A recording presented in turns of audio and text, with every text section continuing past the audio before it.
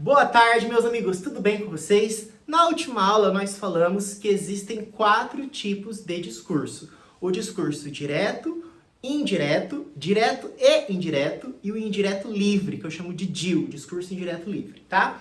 Então vamos decodificar cada um deles. Discurso direto, como o próprio nome diz, vai direto ao ponto. Então você vai ter a presença de 2 pontos e aspas. Por exemplo, Maria disse, 2 pontos, abre aspas, sou feliz. Isso é o discurso direto, tá? Alguma dúvida? O discurso indireto é quando eu tenho uma estrutura característica. Como assim uma estrutura característica? Eu vou ter o verbo dicende. O que é verbo dicende? Verbo de dizer alguma coisa. Falou, argumentou, mais o conector, que pode ser o conector que ou o conector se. Se eu tiver esses dois juntos, eu vou ter então o discurso indireto.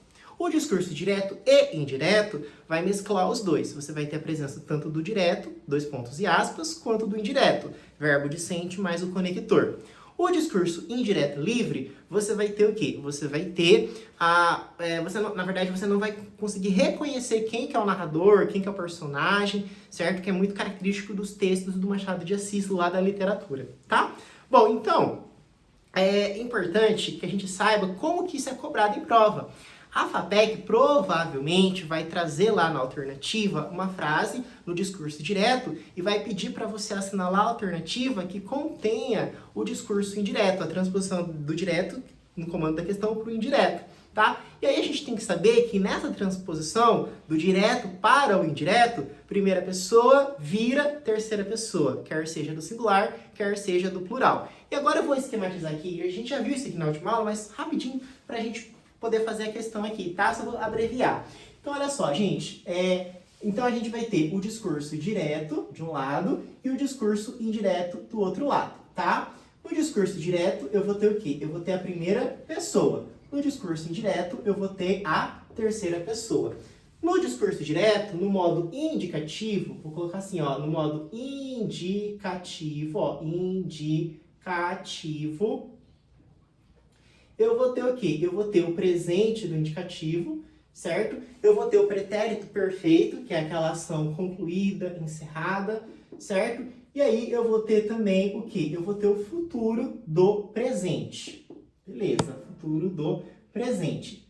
Aí, o que acontece? No discurso direto, eu não tenho apenas o modo indicativo, eu vou ter também o modo subjuntivo, tá? Então, vou colocar aqui, ó, eu vou ter o modo subjuntivo.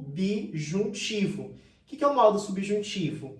É o modo em que você tem as possibilidades, é o campo das conjecturas, das incertezas, das dúvidas, das possibilidades, diferente do indicativo, que é o campo das certezas, das afirmações, né? Ela está indicando uma coisa real, certa, fato mesmo, tá? Então, no modo subjuntivo, a gente vai ter só o presente e o futuro, a gente não tem pretérito aqui, tá? Então, a gente vai ter o presente do subjuntivo. O que é o presente do subjuntivo? É aquele que você usa aquele que eu estude mais, que eu trabalhe mais, que eu ame mais, que eu caminhe mais. Geralmente termina com e ou a o verbo, tá?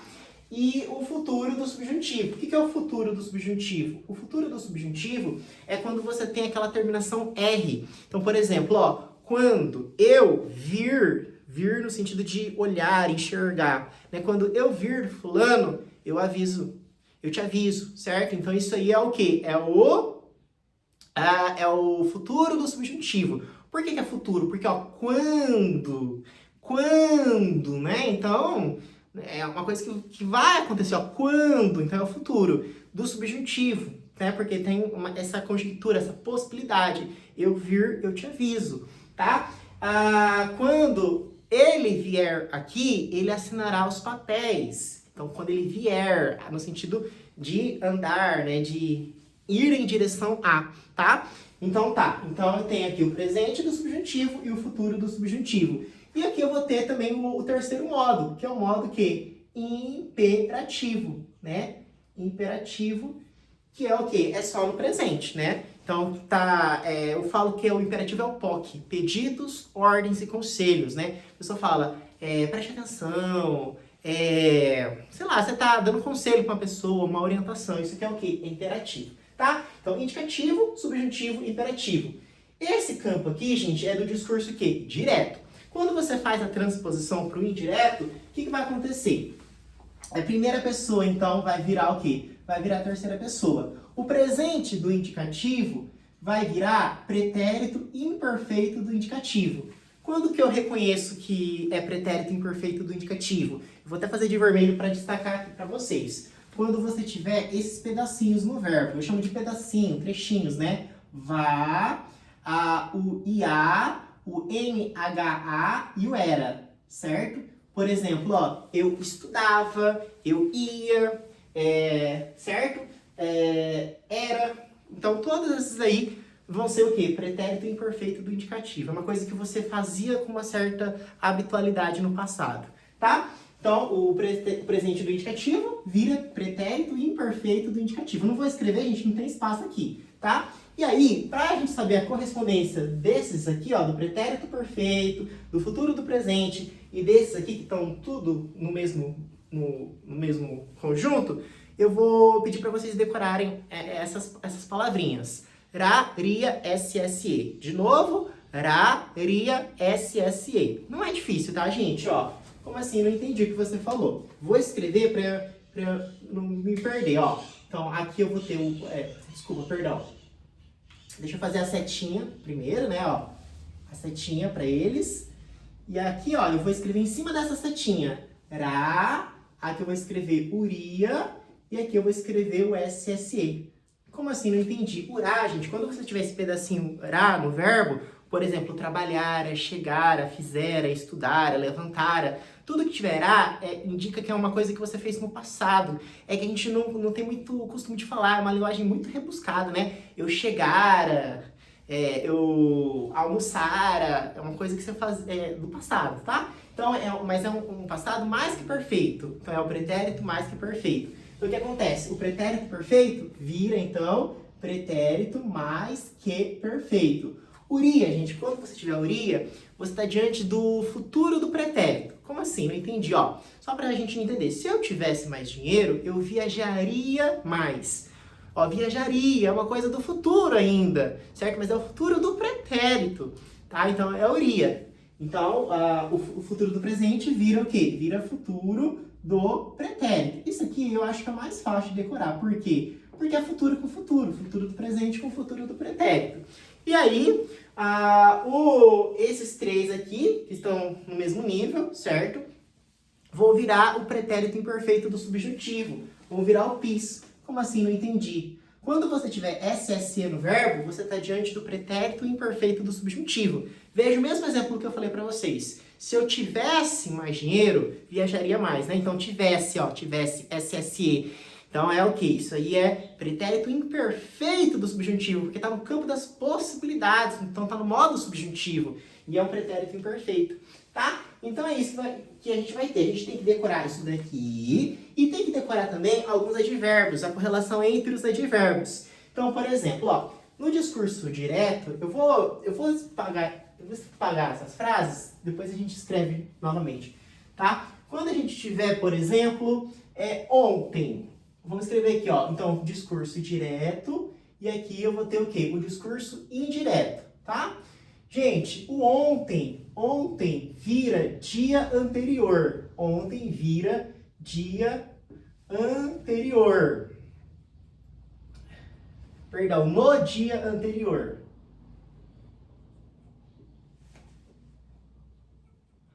Aí, o que vai acontecer aqui, ó? Amanhã vira no dia seguinte. No dia seguinte.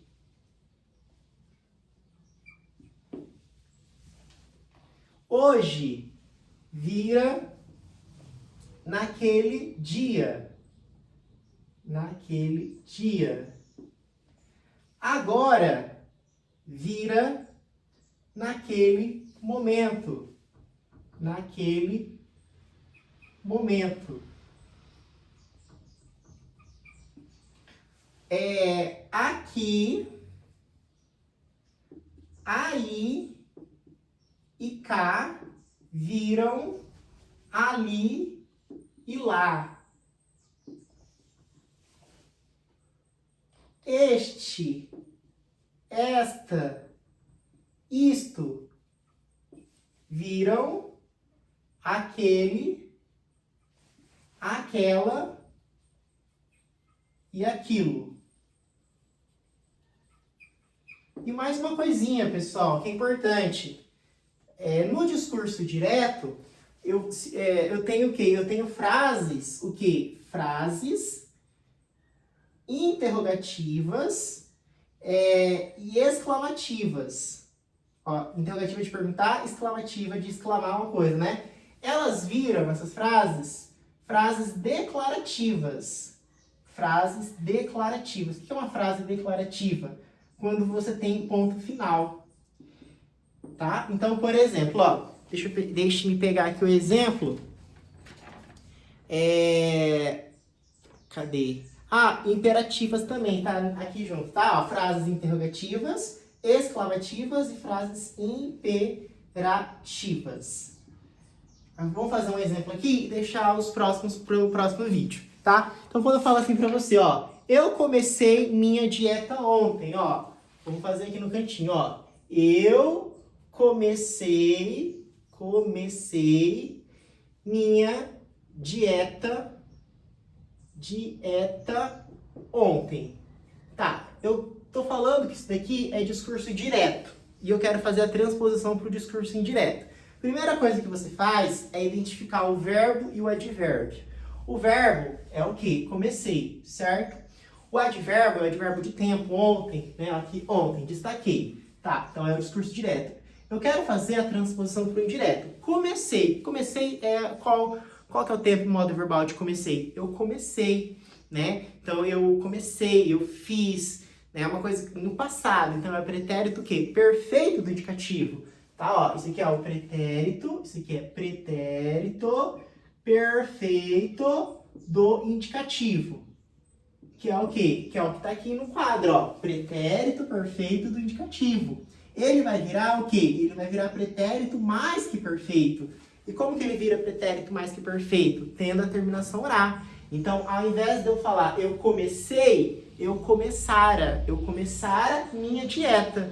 Só que, ao invés de eu falar ontem, eu não vou falar ontem, eu vou falar no dia anterior. Eu não vou escrever aqui não, tá, gente? Eu só vou falar então. Então, no discurso indireto vai ficar como? Eu começara minha dieta, o quê? No dia anterior. Por que começara? Porque o pretérito perfeito do indicativo, quando faz a transposição para o indireto, ele vira pretérito mais que perfeito.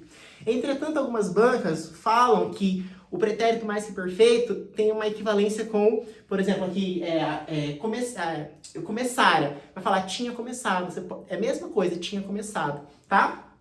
Então é isso, gente. Um grande abraço. Fiquem com Deus.